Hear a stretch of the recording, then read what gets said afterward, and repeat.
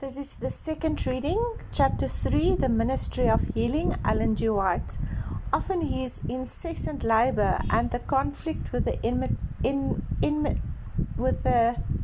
enmity and false teaching of the rabbis left him so utterly wearied that his mother and brothers and even his disciples feared that his life would be sacrificed. But as he returned from the hours of prayer that closed the toilsome day, they marked the look of peace upon his face, the freshness and life and power that seemed to pervade his whole being. From hours spent alone with God, he came forth morning by morning to bring the light of heaven to men. It was just after the return from their first missionary tour that Jesus bade his disciples come apart and rest a while. The disciples had returned, filled with the joy of their success as heralds of the gospel, when the tidings reached them of the death of John the Baptist at the hand of Herod. It was a bitter sorrow and disappointment. Jesus knew that in leaving the Baptist to die in prison, he had severely tested the disciples' faith. With pitying tenderness, he looked upon their sorrowful, tear-stained faces. Tears were in his own eyes and voice as he said, "Come ye yourself apart and into a desert place and rest a while." Mark 6:31. Near Bethsaida, at the northern end of the Sea of Galilee, was a lonely region, beautiful with the fresh green of spring, that offered a welcome retreat to Jesus and his disciples. For this place they set out, going in their boat across the lake. Here they could rest apart from the confusion of the multitude. Here the disciples could listen to the words of Christ, undisturbed by the retorts and accusations of the Pharisees. Here they hoped to enjoy a short season of fellowship in the society of their Lord. Only a short time did Jesus have alone with his beloved ones, but how precious to them were those few moments. They talked together regarding the work of the gospel and the possibility of making their labor more effective in reaching the people. As Jesus opened to them the treasures of truth, they were vitalized by divine power and inspired with hope and courage. But soon he was again sought for by the multitude, supposing that he had gone to his usual place of retirement. The people followed him thither. Thus his hope to gain even 1 hour of rest was frustrated.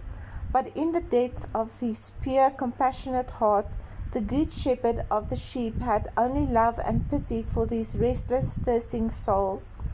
All day he ministered to their needs, and at evening dismissed them to go to their homes and rest.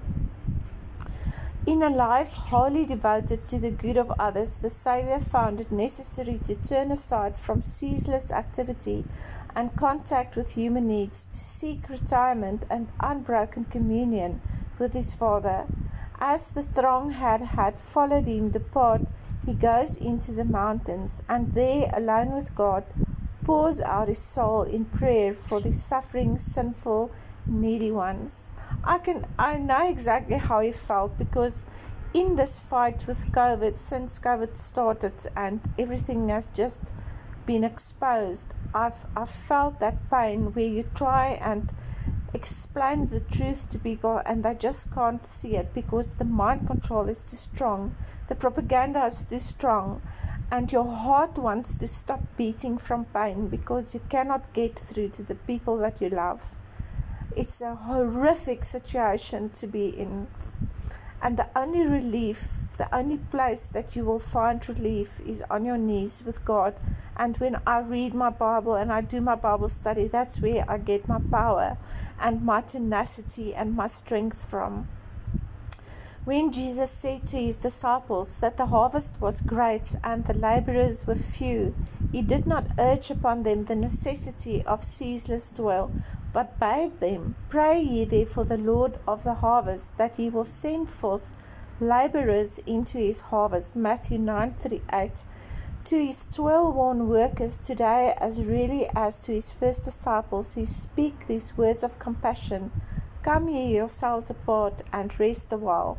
And that is exactly what Sabbath is all about. It's to give you a time to rest from this world.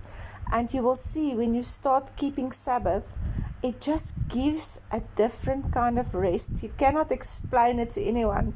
You just know that you don't miss it for anything in the world. It becomes the most important day of your entire week. It's everything you live for. All who are under the training of God need the quiet hour for communion with their own hearts, with nature and with God. In them is to be revealed a life that is not in harmony with the world, its customs or its practices. And they need to have a personal experience in obtaining a knowledge of the will of God. We must individually hear Him speaking to the heart. When every other voice is hushed and in quietness we wait before Him, the silence of the soul makes more distinct the voice of God. He bids us, "Be still and know that I am God." Psalm 46:10. This is the effectual preparation for all labor for God. Amidst the hurrying throng and the strain of life's intense activities, he who is thus refreshed will be surrounded with an atmosphere of light and peace. He will receive a new endowment of both physical and mental strength.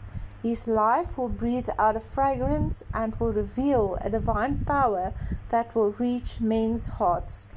So for the first thing I want to teach you for going into this end time, this time of Jacob's trouble, is you have to start building a relationship with God. Every single day, mine is in the morning, it's the first thing I do. I have communion with God. And my Bible study is usually an hour. Sometimes it goes on for 2 hours. And directly after that, I go for a long walk in nature. Sometimes I just sit by the river. I live close to a beautiful river. And there's rocks and beautiful grass and trees. It's just amazing setting with mountains.